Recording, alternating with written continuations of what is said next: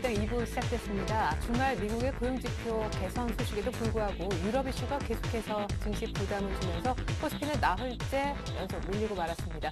1880에 있던 지수는 어느덧 나흘 연속 밀리면서 1820선까지 주저앉은 모습인데요. 오늘 장중 한때는 1810까지 아슬아슬한 적이 있었습니다. 기관은 결국 도움을 준 것 같은데 프로그램 매물이 지난주 금요일에 이어 꽤 많이 출회돼서 부담을 줬습니다. 코스닥은 그나마 플러스로 마감된 듯해요. 보다 정확한 마감 지수 확인하고 오겠습니다. 김혜성 캐스터. 네, 여기는 시황센터입니다. 유럽의 경제지표 부진과 국채 입찰 부담 등의 영향으로 오늘 국내 시장도 방향성을 잡지 못하고 방황하는 모습이었는데요. 1월 9일 월요일 코스피 마감 지수부터 확인해 보겠습니다.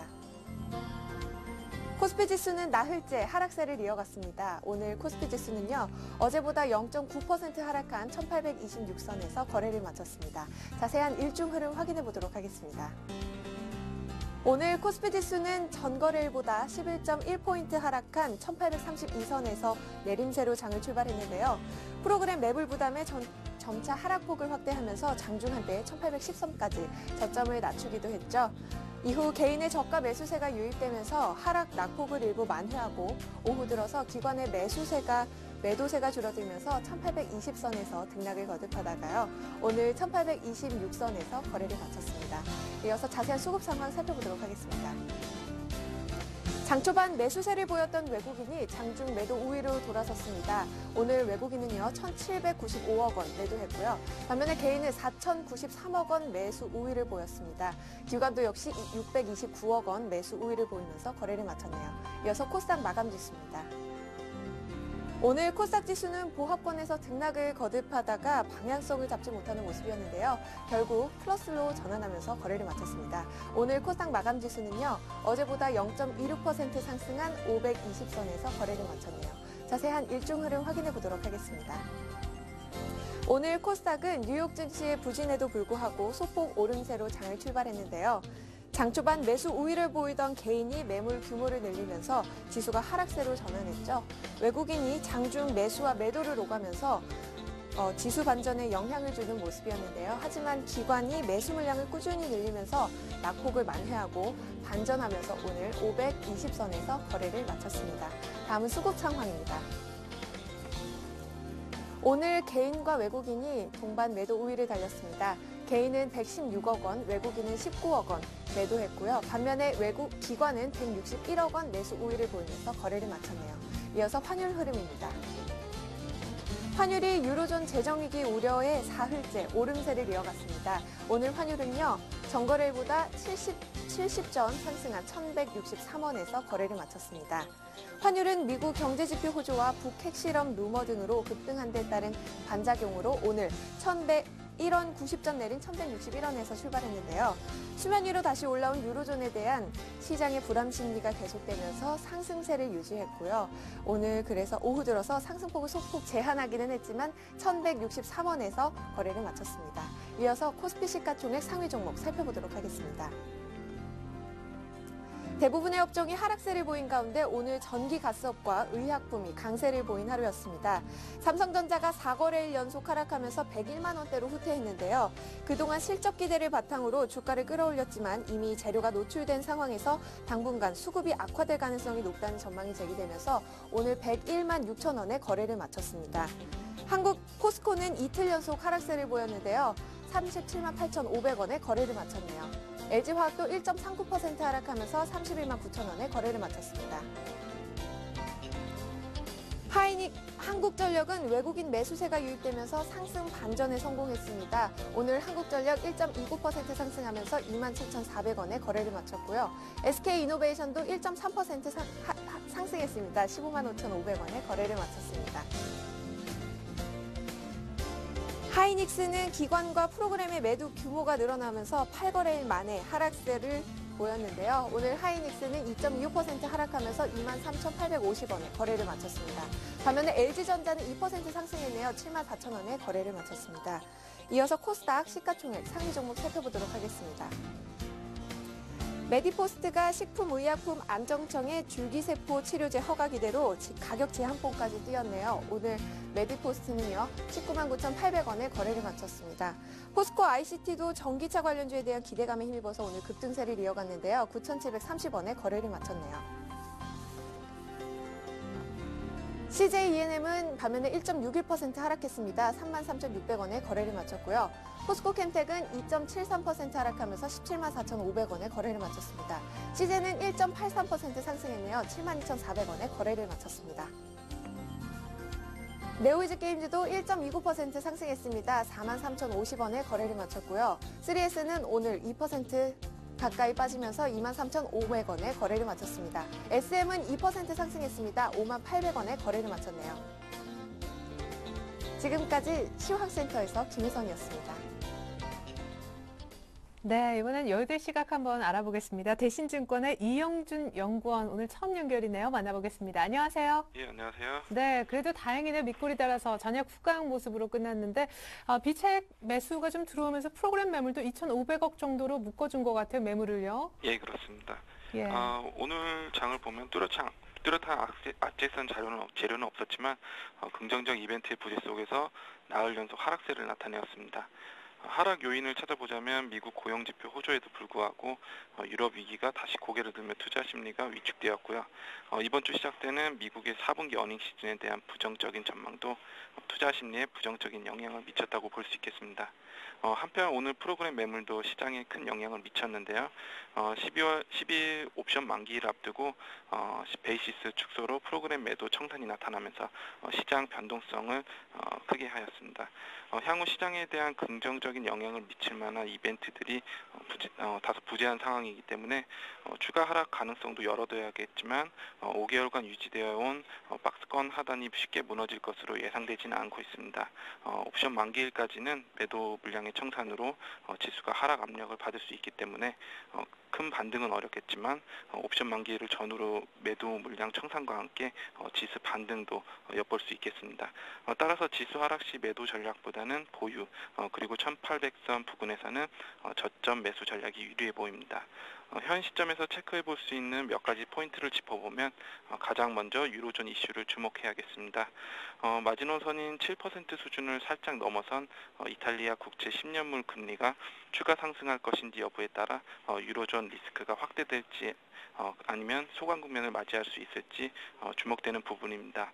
오늘 밤 독일과 프랑스 정상회담을 시작으로 이어지는 유럽 정상들의 연쇄 정상회담과 유럽 정상회의를 주목할 필요가 있겠습니다. 이탈리아의 경제 규모를 통해서 볼 때 ECB를 비롯한 주요 주체들이 7% 이상 국채금리가 유지되도록 방관하지는 않을 것으로 보이기 때문에 긍정적인 소식을 기대해 보고 있습니다. 또 한 가지 포인트는 미국의 경제지표 호조의 지속 여부가 관건입니다.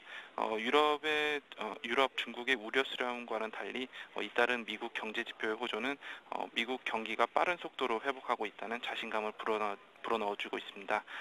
유럽발 위기감이 낮아진다면 미국 경제를 시작으로 세계 경기 회복 모멘텀이 증시를 이끌어갈 수 있을 것으로 예상을 하고 있습니다. 정리해보면 증시를 이끌어갈 만한 모멘텀이 부재한 상황이지만 박스권 하단인 1800선에 대한 지지력 또한 견고한 상황이기 때문에 악재 해소만으로도 다시 상승 추세로 복귀할 수 있다는 기대감을 가져보셔도 좋을 것 같습니다.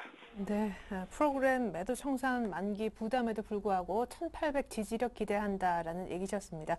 그래요. 좀 시장이 올라와 줬으면 좋겠는데 오늘 밤 정상들의 결과도 중요할 것 같습니다. 옵션 만기 예상 끝으로 좀 여쭤보고 싶어요. 다들 추정치가 좀 차이가 나는 것 같아서요. 예, 그렇습니다. 이번 주 옵션 만기 10일 옵션 만기일에서는 다소 매도 차익 물량이 다소 많기 때문에 좀 우려스럽기는 하지만 그래도 시간이 며칠 남았고 오늘 또한 출회된 물량을 다소 소화한 부분이 있기 때문에 목요일 정도에서는 시간을 두고 좀 봐야겠지만 목요일 정도에서는 다소 물량이 해소되는 그런 모습을 보일 것으로 보이기 때문에 크게 염려할 것은 없어 보입니다. 그렇습니다. 대신증권 컨설팅랩의 이영준 연구원 분석과 전략이었습니다. 고맙습니다. 네, 감사합니다. 네. 자, 이제 내일장 보다 구체적인 전략 한번 세워보고요. 여러 번 나오고 있는 키워드 중심으로 시장 이슈까지 들여다보겠습니다. 오늘 함께 해주실 두 분은요. 동양증권 부평지점의 박현상 대리님, 그리고 솔로몬 투자증권 방배 YG클래스의 김지훈 팀장님입니다. 두 분 안녕하세요. 안녕하세요. 네, 우리 김지훈 팀장님도 처음인데 빨간 타이를 메고 오셨네요. 자, 두 분이 특별하게 어떤 이슈를 준비해 오셨는지 이슈부터 확인해 보겠습니다.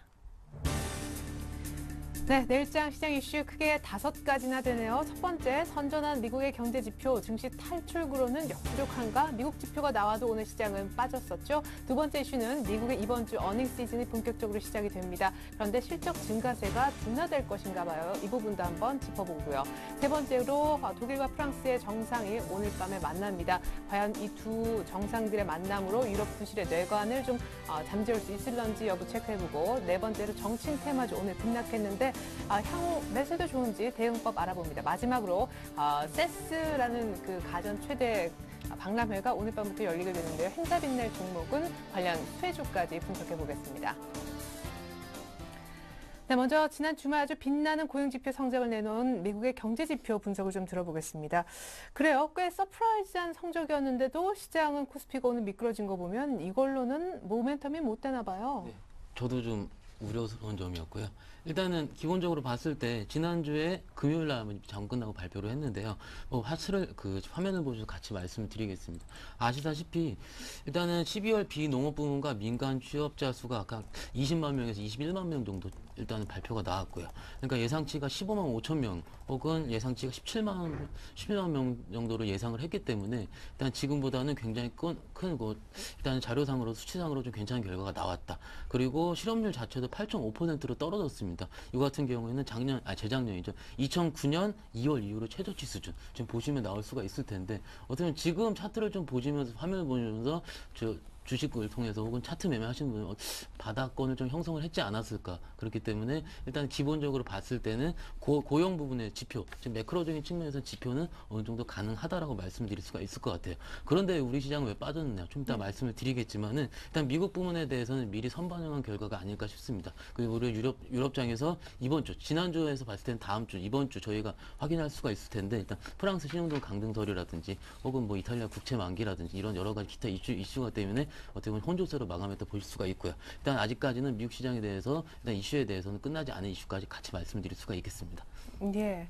결국 지표 좋아도 그만큼 신경 쓰이는 것이 유럽 쪽 얘기다라는 얘기가 될 텐데 미국 쪽도 이제 오늘 밤 알코아 실적을 시작으로 해서 본격 어닝이 시작이 됩니다. 두 번째 이슈로 어닝 시즌이 미국에도 시작이 될 텐데 우리 삼성전자처럼 실적 그건 별로 안 좋을 것 같아요. 네, 차례도 말씀을 드릴게요. 일단은 네. 9일날 오늘 저녁 때 발표될 예정인데요. 알코아 실적 발표될 예정이고요. 13일날 JP모건 그리고 17일날 시티라든지 웰스파고가 발표될 예정입니다. 또 그 다음 주에 보시면 18일날 골드만삭스 그리고 19일날 보시면은 BOA라든지 인텔, 마이크로소프트가 발표될 예정입니다. 어떻게 보면 IT랑 금융주 위주로 계속 발표될 예정인데 첫 번째 발표되는 JP모건이랑 알코아 자체가 좀 화면을 보시면 같이 말씀드릴 텐데 EPS 상향치 자체가 화면을 보시면 아직은 약간 좀 하향 추세로 좀 접어들고 있습니다. 어떻게 보면 일단은 지금 추세를 봤을 때 아까 처음에 얘기해드린 말씀 같은 경우에는 매크로적인 고용지표 같은 경우에는 그나마 좀 안정적으로 말씀드릴 수가 있긴 하지만은 중지에 모멘텀을 작용할 수 있는 EPS 수정치 자체는 떨어질 가능성이 있다. 그렇기 때문에 시장 자체가 코리아, 우리나라 측면에서 같이 반영했다고 보시면 될 것 같아요. 일단 이런 추정치들 자체가 계속 하향을 한다든지 물론 발표를 했을 때 서프라이즈 수준으로 지금보다는 높은 수준으로 발표를 하게 된다면은 시장은 재차 상승세로 접어들 가능성이 굉장히 높고요. 일단 미국 지표까지 같이 말씀드리기 때문에 조금 이따 이제 유럽발 같이 말씀을 드리도록 하겠습니다. 네. 아니 그러니까 어닝은 지금 알코아 같은 경우에도 대공황 이후 처음으로 분기 실적이 마이너스로 돌아설 것으로 지금 예상이 되고 있는데 어닝도 별로 기대할 것이 없고 지표는 근데 굉장히 잘 나오는데도 유럽에 묻히고. 예, 일단은 지난주 초부터 1월 초부터 계속 저희가 들어왔던 이슈인데 네. 12월에 어떤 미국 연말에 대한 소매 판매 효조 효과가 지금 같은 경우에는 일단은 매크로 지표로, 즉 고용 지표라든지 뭐 ISM 제조업 지수로 전이되고 있는 생각이 들고 있습니다. 그러면 앞으로 봤을 것 같은 경우에는 기업의 EPS 증가율 자체가 굉장히 높아져야지 증시 시장으로 갈 수가 있을 텐데, 근데 여기까지는 미국 시장에서 봤을 때는 매크로는 좋지만 EPS는 나쁘다라고 같이 말씀드릴 수가 있고요. 네. 지금 같이 말씀드릴 이슈는 예전부터 계속 말씀을 드린 이슈긴 하지만은 이탈리아의 국채 만기가 7%를 뚫느냐 안 뚫느냐, 이거가 뭐 유럽발 위기에 마지노선이 될 수 있을 것이다라고 계속 말씀을 드려왔고요. 어떤 전문가분들도 계속 이런 식으로 계속될 예시라고 얘기를 하고 계신데요. 좀 화면을 보시면서 같이 말씀을 드리자면은 지금 지난주부터 좀 추이를 좀 지켜봤는데 그냥 7%대로 좀 올라가고 있습니다. 이탈리아 자체. 그래서 오늘이랑 내일 같은 경우 국채망이 계속되고 있고요. 그리고 스페인 같은 경우도 올라가고 있고, 그리고 밑에 있는 프랑스 자체도 3% 중반대로 좀 계속 올라가고 있는 상향 추세로 좀 보고 있다. 지금 화면이 나오네요. 일단 지금 보시면 12월 이후 1월 달까지의 국채 만기들이 계속 어떻게 보면 굉장히 좀 아슬아슬하게 소화가 되고 있긴 한데요. 그거 자체가 유럽발 위기가 재차 다시 수면 위로 부각될 것인가 아닐 것인가는 오늘 저녁 때 독일 총리 메르켈과 프랑스 정상회담이 같이 만나는 거에서 단초를 찾지 않을까 싶습니다. 뭐 좀 이따 같이 말씀드린 얘기 미리 먼저 말씀을 드리자면은 항상 지수가, 즉 유럽 정상들이 만나기 전에 급등을 했으면 지수는 별거 아니다라는 것 때문에 좀 빠져왔었고요. 만나기 전에 지수가 미리 빠졌으면은 해결안이 도출될 가능성이 굉장히 높기 때문에 한두 번 정도 굉장히 큰 급등이 나올 수 있으니까는 일단 지금 입장에서는 매수랑 매도 절차보다는 분할 매수 전략까지도 좀 이따 같이 말씀드리겠습니다. 네. 사실은 미국의 매크로는 좋은데 어닝은 나쁜 이 두 가지 재료만 유럽과 상관없이 어떤 시장에 영향을 줄 것인가를 여쭤봤는데 또 연결해서 유럽 쪽 얘기를 해주셨습니다.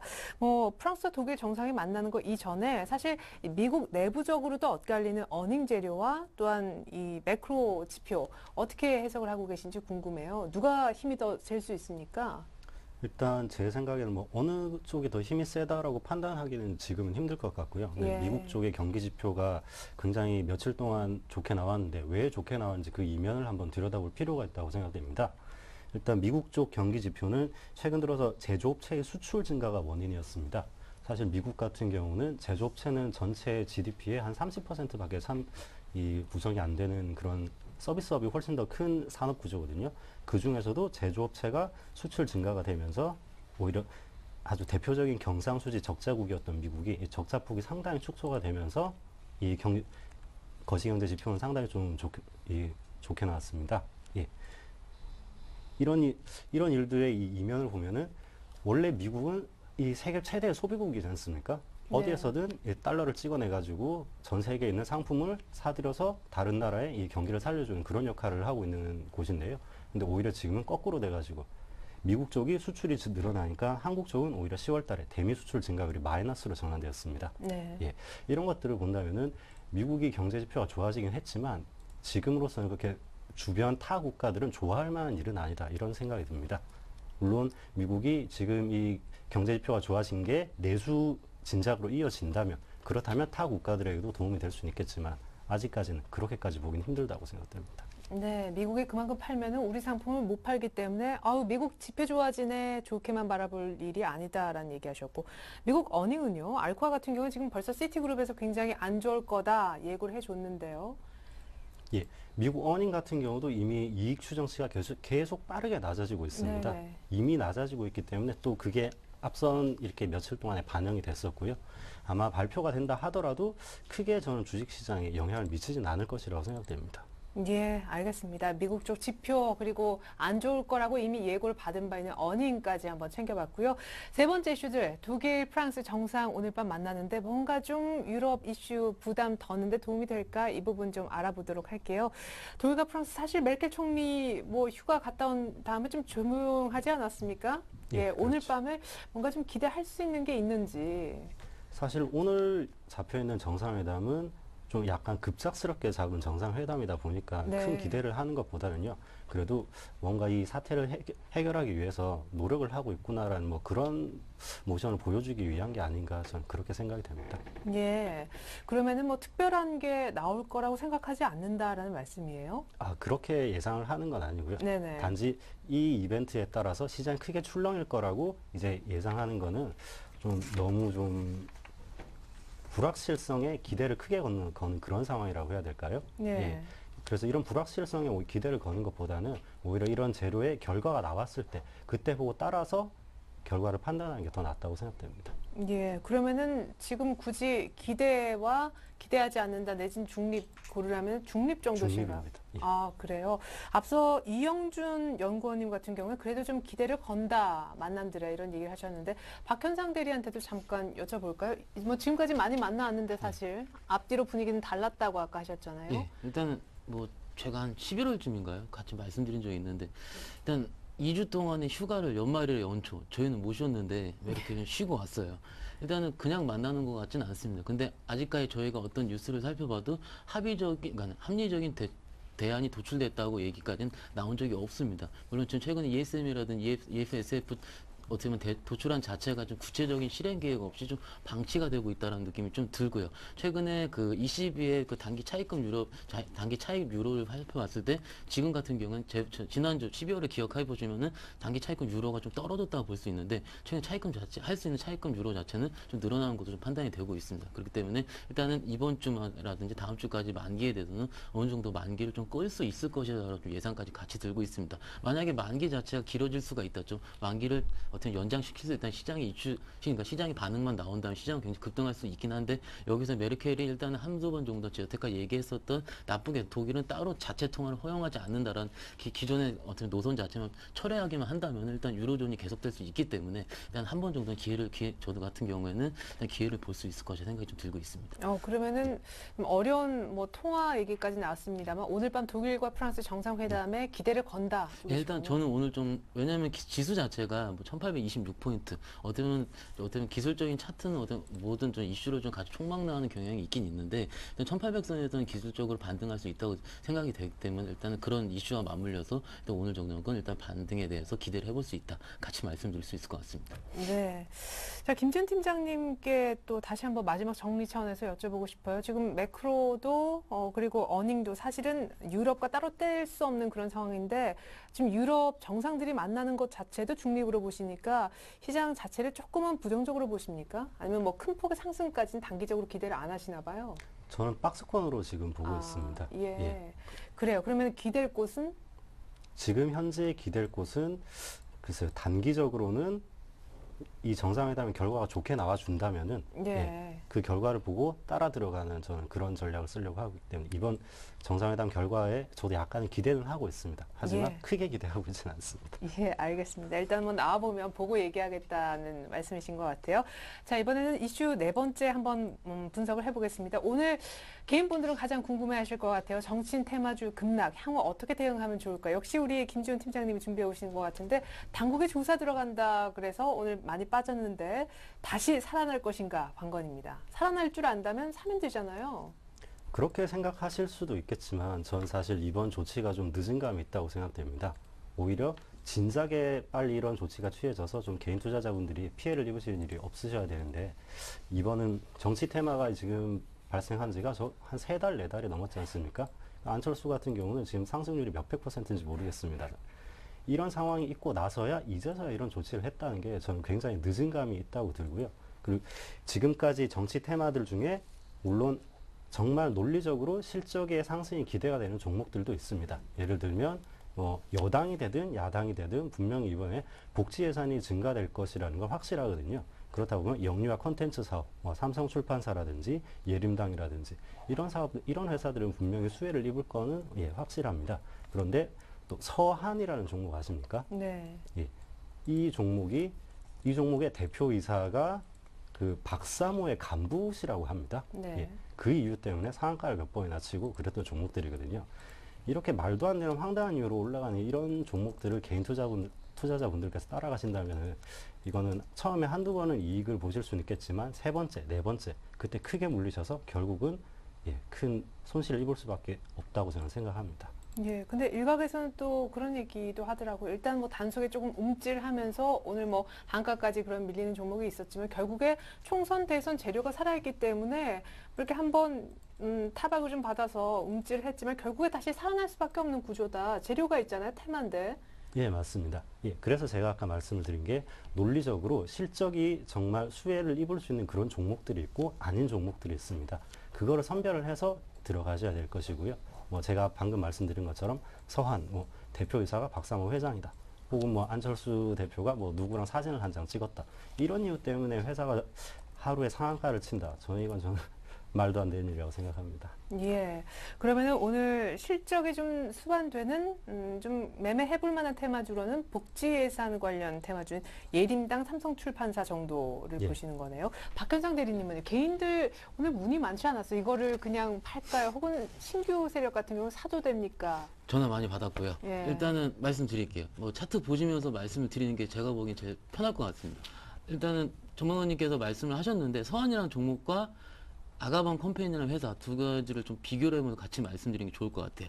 지금 차트 같은 경우는 서한이라는 종목인데 서한이라는 종목이 일단은 차트상으로 우상향을 했다가 오늘 꺾였습니다. 꺾였은 거 확인을 해보시면은 일단은 다음 밑에 지지선인 1,100원 정도까지는 기다려야 되지 않을까라는 생각이 아마도 주식으로 하시는 기본적인 분들은 아마 생각이 드실 거예요. 지금 차트로서 좀 찍어놨는데 기본적으로 테마주들 어떻게 보면 실제 주포가 있다고 얘기를 할 수도 있고 혹은 프로그램에 들어올 때 얘기를 할 수가 있기는 하는데 어떻게 보면은 일단 이런 종목들은 기관 투자자들은 거의 들어오지가 않습니다. 하지만 기관 투자가들이 들어오는 종목들도 몇 가지 있는데 대표적인 경우는 아가방 컴퍼니로 같이 말씀을 드릴 수가 있을 것 같아요. 중간에 뭐 일단은 계속 말씀을 드리긴 했지만은 기관 수급이 들어오지 않는 종목을 말씀드리기 좀 힘들긴 한데 지금 같은 경우는 좀 아까 전문가에서 말씀하신 건 약간 틀릴 수가 있는데 일단 테마가 형성이 되면은 2012년도 테마 같은 경우에는 당연히 5년 만에 한 번씩 돌아오는 대선 테마이기 때문에 한 번에 꺾이진 않을 수가 있습니다. 하지만 차트적으로 매매할 필요가 있다. 동일한 수준으로 말씀드릴 수가 있겠고요. 아가방 같은 경우도 아까 서한처럼 차트가 꺾였습니다. 상승전에서 꺾였고 떨어지게 된다면은 60일선이 위치한 14,000원대까지 충분히 들어갈 수가 있다. 투자자분들께서 만약에 아가방 컴퍼니라는 회사가 혹은 복지 테마주들이 어떻게 보면 예상 관련주들이 계속 갈 수 있다 생각을 하시면은 기술적 차트를 보시고 어느 정도는 떨어진다. 그리고 이격 확대가 축소될 수 있을 때까지 좀 기다렸다가 매수한 점을 같이 말씀드릴 수가 있겠습니다. 실적 면에서 갔을 때는 뭐 2만 원, 3만 원, 뭐 4만, 5만 원 갈 수 있을 거라는 생각은 좀 안 듭니다. 그렇긴 하지만은 테마주에 비해서 수익률을 위해서라면은 매매를 하시되 급격하게 좀 어떻게 보면 고민을 하시다가 매수 시점을 보시고서 뭐 증권사 직원이 있을 수가 있고요. 저희 전문가님들도 있을 수가 있기 때문에 조금 물어보시고 얼마 정도까지 하한의 지지선까지 탈승과 확인을 하시고 매매하시는 것과 같이 권유해드릴 수가 있겠습니다. 테마라고 해도 기관도 좀 개인만큼이나 관심을 보이는지 또 어느 정도 이격이 좀 과다했던 것이 축소가 되는지 이런 것들 좀 잘 보자. 아가방 컴퍼니를 조금 예로 들어주셨습니다. 이제는 마지막 이슈 좀 봐야 될 것 같아요. 2012년 세스라는 세계 최대 가전쇼가 열리게 되는데 수혜 종목은이라는 마지막 이슈가 되겠습니다. 역시 김준 팀장님께서 준비해 오신 것 같은데요. 뭐 이때를 기점으로 해서 오히려 관련 수혜주가 아니라 조정 얘기도 나오던데요. 어떤 얘기 준비하셨나요? 예, 일단 1년에 한 번씩 열리는 이 세스를 잘 보시면은 이 전자업계 트렌드를 좀 읽을 수 있습니다. 예, 그리고 이 이벤트 동안 뭐 이건희 회장이나 아주 뭐 업계에 영향력 있는 사람이 어떤 인터뷰를 하느냐 이런 것들도 굉장히 앞으로 이슈가 되거든요. 뭐 실례를 들면 작년에 3D TV 이렇게 안경을 쓰면서 이건희 회장이 안경이 좀 무겁다. 가볍고 편해야 되지 않겠느냐. 맞아요. 이렇게 한마디를 하고서 네. 안경이 확 바뀌었습니다. 예, 그런 것처럼 네. 이 CES가 가지는 이 특별한 의미가 있기 때문에 이번 CES도 그런 면에서 관심을 가져야 된다고 생각합니다. CES랑 관련 있는 종목을 무조건 사라 이런 건 아니고요. 이 네. CES가 앞으로 보여줄 이 전자업계의 방향 이거를 읽으시라고 저는 말씀을 드리고 싶습니다. 예. 그 방향에 대해서 제가 뭐 몇 가지 말씀을 드리자면 일단 3D TV의 대형화 그리고 OLED TV의 상용화 그리고 뭐 또 무선 통신이라든지 이런 기기들의 복합화 네. 뭐 간략하게 말씀드리자면 이런 것들에 대해서 좀 이렇게 신경을 쓰시면서 트렌드를 한번 보시면 될 것 같습니다. 예, 저희가 사실 제일 궁금한 거는 그래서 세스 이게 막 열리면은 내가 산 종목이 오를 수 있을까, 어떤 종목이 오를까거든요. 다들 아몰레드 관련 종목도 얘기를 하시던데 어떤 종목이 수혜를 받을 거라고 생각하세요? 일단 전체적으로 이 특히 TV 사업과 관련된 종목들은 다 수혜를 받을 겁니다. 하지만 지금 들어가시는 건 아니시고요. 지금은 오히려 조정을 받을 수 있는 그런 가능성이 큽니다. 예. 그 이전부터 아몰레드랑 관련 있었던 뭐 가장 유명한 종목 제일모직, 덕산 하이메탈, 그리고 뭐 장비업체로는 테라세미콘 이런 종목들의 수혜를 입을 가능성이 크고요. 하지만 지금 들어가시는 것보다는 세스 열풍이 좀 지나가고 나서 약간 조정을 받을 때 그때 들어가시는 게 더 나을 거라고 생각이 듭니다. 예. 그래서 세스 한다고 수혜주례 해서 들어가는 것보다는 오히려 세스 거치면서 뉴스화되면서 조정 좀 볼 수 있을까 나중에 사자는 오히려 그런 얘기가 나왔습니다. 자, 이렇게 해서 이슈 유럽 얘기, 미국 많이 짚어봤고요. 테마주까지 저희가 매매법 알려드렸습니다. 당장 독일과 프랑스 정상들 만나고 난 다음에 열리게 되는 내일장 어떤 전략이 필요한지 전략과 관심 종목 알아봅니다.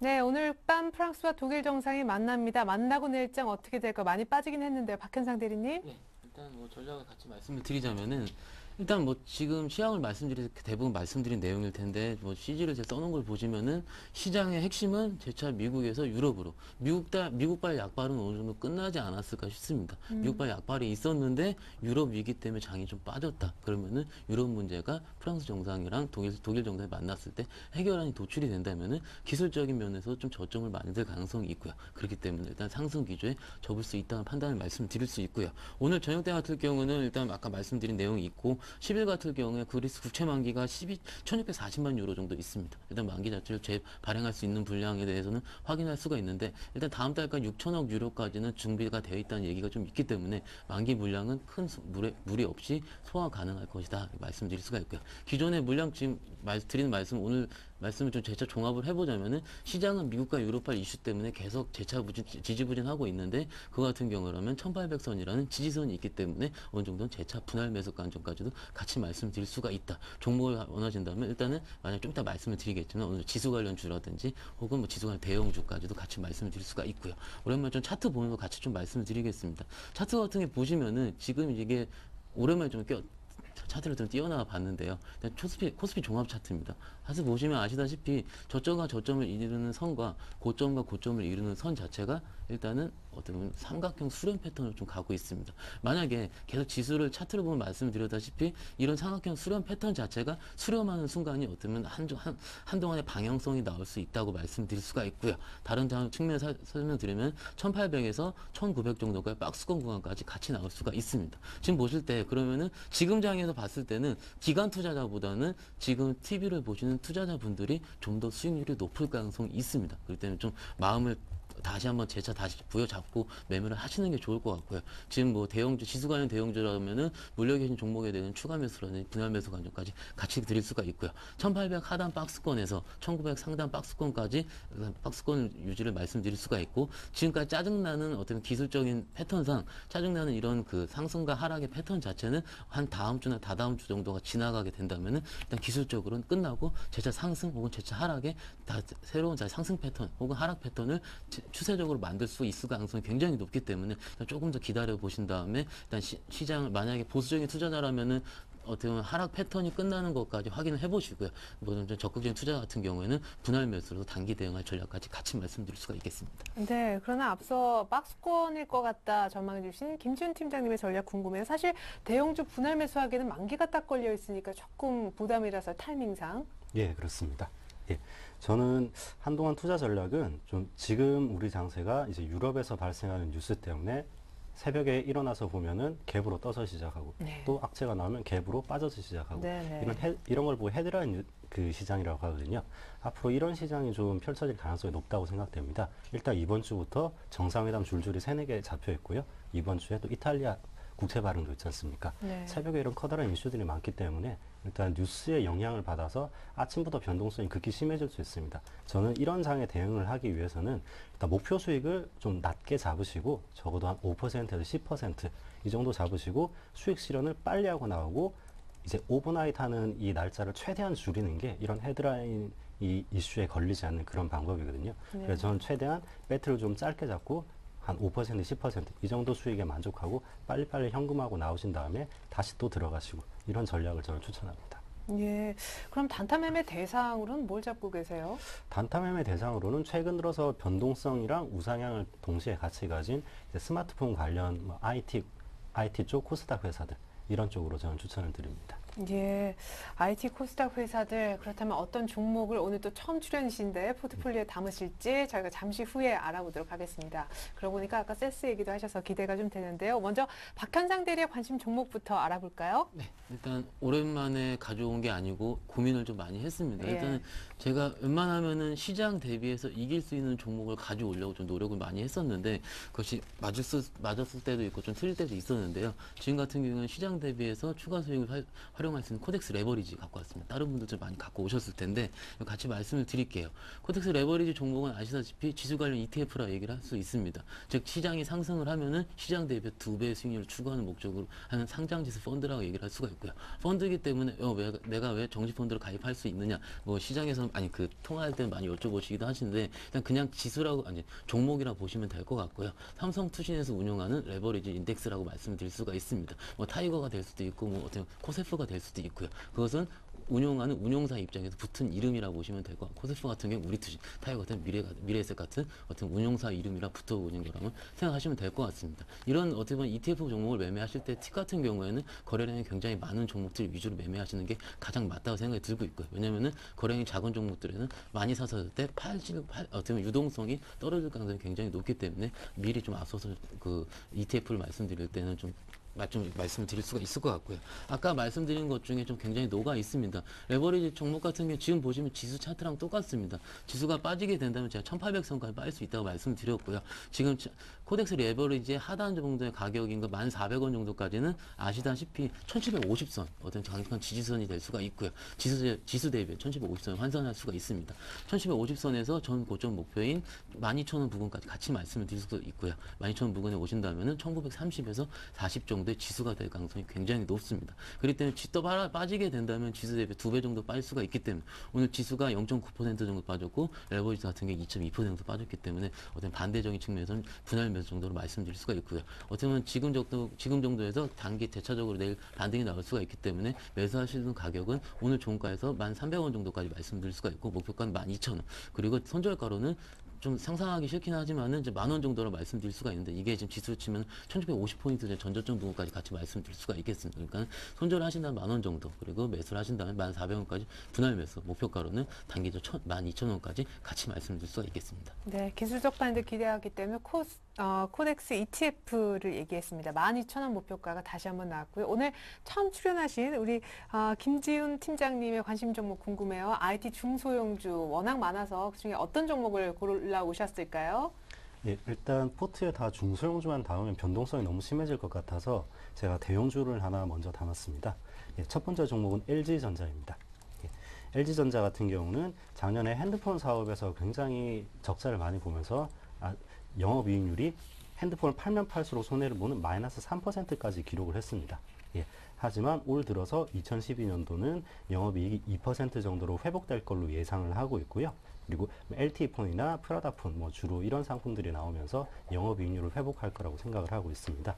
또한 핸드폰뿐만이 아니고 TV 쪽, 홈 엔터테인먼트 사업 쪽 부문이 약간은 좀 더 지금보다는 업황이 나아질 것 같습니다. 일단 LCD 가격도 그동안 급락을 하다가 이제 하락 안정세에 접어들었고요.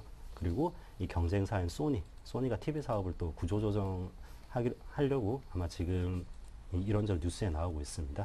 이런 것들을 보면은 홈 엔터테인먼트 TV 쪽도 영업 실적이 좀 나아지고 핸드폰도 다시 살아나고 이러면서 저는 LG전자는 2012년도에 턴어라운드를 할 수 있는 그런 해라고 저는 생각을 합니다. 예. 예.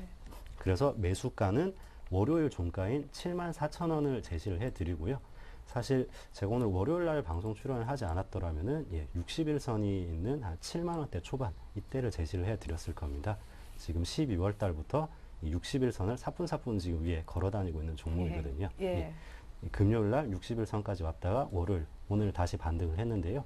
일단 월요일 종가인 74,000원을 매수가로 제시를 해드린다면은 손절가는 이 종가의 마이너스 5% 가격 이렇게 제시를 해드리고요. 목표가는 8만 원으로 제가 제시를 해드리겠습니다. 네, LG전자를 먼저 담아주셨습니다. 턴어라운드 오늘 같은 날도 2% 넘게 오른 LG전자. 오늘 종가 정도 일단 담아보자라는 얘기였고 조금 무게감이 있는 LG전자를 얘기를 하셨어요. 이제 조금 덩치가 작은 아이들이 나올 것 같은데요. 네, 그렇습니다. 어떤 종목인가요? 다음 종목은 일단 이거는 매수 추천을 해드리는 종목은 아니고요. 관심 종목에 넣어두시라고 말씀드리는 건데 유진테크라는 종목이 있습니다. 예, 이 유진테크는 삼성이 이번에 중국의 낸드플래시 공장을 짓지 않습니까? 네. 이 공장을 신축하는데 굉장히 수혜를 받을 것으로 예상되는 종목이고요. 예, 그리고 이 450mm짜리 이 웨이퍼가 이제 앞으로 한 2014년, 5년 이때쯤엔 표준으로 자리 잡을 겁니다. 웨이퍼가 커지면 커질수록 웨이퍼에서 반도체가 찍히고 나서 버려지는 이 테두리 부분의 면적이 줄어들기 때문에 단가가 굉장히 싸지거든요. 네. 영업이익률이 향상됩니다. 지금 10나노까지 공정이 왔는데 물리적으로 더 이상 이 10나노 이하로까지 줄이는 건 불가능하다고 하지 않습니까? 네. 이 상태에서 영업이익률을 더 높일 수 있는 방법은 웨이퍼 크기를 키우는 방법밖에 없습니다. 예. 이 웨이퍼 크기를 키울 때 450mm까지 지금 키우려고 하고 있는데요. 이게 이 반도체 장비 표준화 기구라고 하는 데서 450mm짜리를 반도체 표준화로 아직 결정을 한 건 아니고요. 준비 중입니다.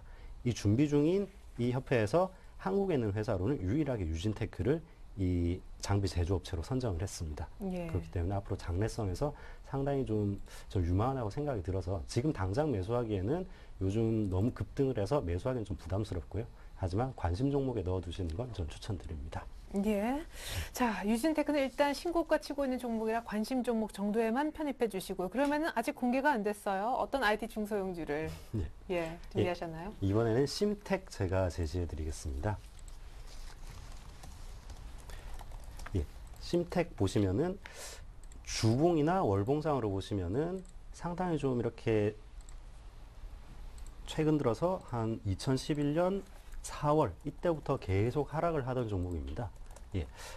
IT주인데도 왜 이렇게 하락을 했느냐라고 반문을 하실 법한데요. 이 회사는 스마트폰 부품주에서 철저하게 그동안 소외가 됐었습니다. 예. 하지만 12년도부터 이제 스마트폰에 주로 들어가는 MCP 기판 그리고 CSP 주로 이런 매출들이 한 이 회사의 매출 30% 정도를 차지할 전망이거든요. 이제 스마트폰 부품주로 다시 분류가 될 것이기 때문에 저는 상승세를 좀 전망을 하면서 이 종목을 매수 추천드리고요. 매수 추천 가격은 역시 월요일 종가인 12,800원입니다. 예. 그리고 손절가는 이 매수 가격이 마이너스 5% 가격을 손절가로 제시해 드리고요. 목표가는 한 13,700원. 전 이 정도 추천해 드리겠습니다. 예, 손절가는 화면에 나가고 있네요. 12,160원. 이렇게 하면 LG전자, 심텍 오늘 이렇게 두 종목 모두 다 포트폴리오에 편입되는 건가요? 예, 그렇습니다. 그리고 사실 한 종목이 더 있습니다. 예, 어떤 종목인지. 이건 굉장히 작은 종목이고요. 프롬서티라는 종목입니다. 많이 알려지지 않은 종목인데요. 여러분들 아이테스트라는 회사는 아마 많이 들어보셨을 겁니다. 얼마 전에 상장을 하면서 이 반도체 테스트 하우스 중에 뭐 국내 1위다 이러면서 굉장히 지금 상승세를 달리고 있죠. 그 아이테스트의 최대 주주가 프롬서티입니다. 예. 프롬서티가 아이테스트의 30%의 지분을 가지고 있고요. 그 지분 가치만 따져도 거의 500억 가까이 됩니다. 그런데 네. 프롬서티의 시가총액은 지금 350억밖에 안 됩니다. 굉장히 저평가거든요. 그러네요. 예, 그래서 저도 이 종목도 관심 종목에 넣고요. 물론 매수가는 오늘 종가 그리고 손절은 오늘 마이너스 5%, 목표가는 2,850원 제시해 드리겠습니다. 예, LG전자, 유진테크, 프롬서티 얘기하셨는데 변동성 확대될 수도 있는데 세 종목 동시에 편입 괜찮으시겠습니까? 일단 단타로 크게 이익을 보려고 들어가는 게 아니고 단타를 목적으로 들어가는 거기 때문에요. 네. 아마 충분히 매수 이익 실현하고 나올 수 있을 것 같습니다. 예, 솔로몬 투자증권 방배지점의 김지훈 팀장님께서 괜찮다고 얘기하셨습니다. 일주일간 또 수익률 기대를 한번 해보겠고요. 우리 박현상 대리 기존 포트 보면서 AS 받아볼게요. 자, 기존 포트가 나가고 있는 종목이 많이 늘어났네요. 현금 30%의 종목이 하나, 둘, 셋, 넷, 다섯에서 7개나 됐습니다. 각 10%로 실려 있었고 종목 수가 많아서 두 판에 나뉘어서 확인하겠습니다. 자, 넥센타이어가 수익이 좀 줄었지만 그래도 무려 60%에 육박하는 수익률이고요. 김지훈 팀장님 깜짝 놀라시네요. 동양기전이 약간 레벨 다운돼서 행보. 삼성SDI가 곧 이제 수익이 좀 날 차트 모양인데 한솔대지와 JNK 히터는 손절가 부근에서 맴돌고 있어서 두 종목 모두 다 매도 의견 내셨습니다. 그리고 최근에 편입된 LG전자, 대우인터는 상대적으로 좀 조용한데 보유 의견. 일단 두 종목 빼시겠다는 의견이네요. 한솔재지랑 JNK 히터를 종목이 나빠서 말씀드리는 얘기는 아니고요. 일단은 추세상으로 하향 이탈을 했기 때문에 기존에 그전 이 추세상 같은 경우는 다 좀 깼습니다. 밑으로 해서 제가 지난주에 개인적인 사전 좀 쉬어서 지난주 같은 경우는 좀 수익 내고 팔 수 있어서 좀 아쉬운 점은 있고요. 네. 그 전에 하셨던 분들 같은 경우는 제가 9,000원대에서 말씀을 드렸고 10,000원대까지 목표가 말씀드렸고요. 일단 그 전에 하셨다면 충분히 수익을 내셨다고 생각이 들기 때문에 일단은 매도가 터치해서 일단 손절가에서 좀 나왔다고 말씀드릴 수가 있고요. 제인 캐릭터 같은 경우에도 보일러 관련해가지고 만드는 회사는 일단 업계 MS1입니다. 그렇기 때문에 일단 기관 투자에 대해서 한 번 정도 들어올 수 있어 예상으로 들어갔긴 했지만 일단 최근에 시장 급락을 해서 종목들 자체 코스닥에서 IT 부품주, 지금 휴대폰 관련주들 휴대폰 관련주들이 지금 기관 매수세가 들어오고 있고 다른 종목들은 어떻게 보면 기관 매수 거의 들어오지가 않고 있습니다. 그렇기 때문에 일단 한동안 좀 빠져 있다가 다음에 좀 매수세를 보면서 들어간 전략까지 일단 추천해 드릴 수가 있겠습니다. 뭐 넥센타이어부터 쭉 꾸준히 말씀을 드리자면은 넥센타이어는 제가 계속 말씀드렸죠. 18,000원이 온다면은 박스권 하단 부분이기 때문에 주저없이 매수하셔도 된다. 오늘 일단 다른 증권사에서 좀 매수 레포트가 나왔기 때문에 밑꼬리 달면 좀 올라간 거 판단이 되고 있고요. 지금 부분이라면 분할 매수를 통해서 충분히 넥센타이어 이전에 못 잡으신 분들 같이 잡을 수가 있다. 같이 정리해 드릴 수가 있습니다. 삼성 SDI도 같이 말씀드릴 텐데요.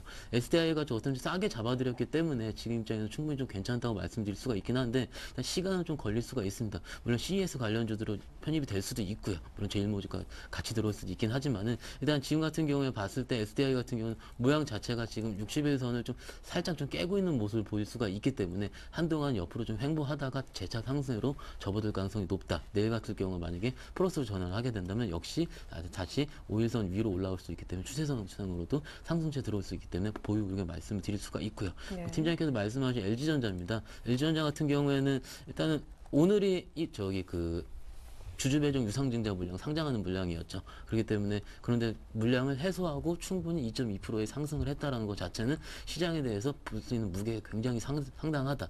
제가 기존에 추천드렸을 때는 상장하기 3일 전쯤에 왜냐하면 공모된 물량이 나올 수 있기 때문에 그때가 고점을 할 수 있다. 단기 매매 측면에서는 네. 일단 그때 매도를 치시라 해서 다행히 좀 말이 좀 맞은 거예요. 78,000원 부분까지 갔다가 좀 최근 밀렸다고 또 74,000원 정도 올라왔는데 일단 네. 그런 물량에서 물량 소화는 어느 정도 되는 느낌이 굉장히 좀 들고 있습니다. 그렇기 때문에 중기적으로 팀장님 추천도 맞고 제 생각에도 충분히 유효할 수 있기 때문에 일단은 계속 들고 가다는 전략까지 말씀을 드리고요.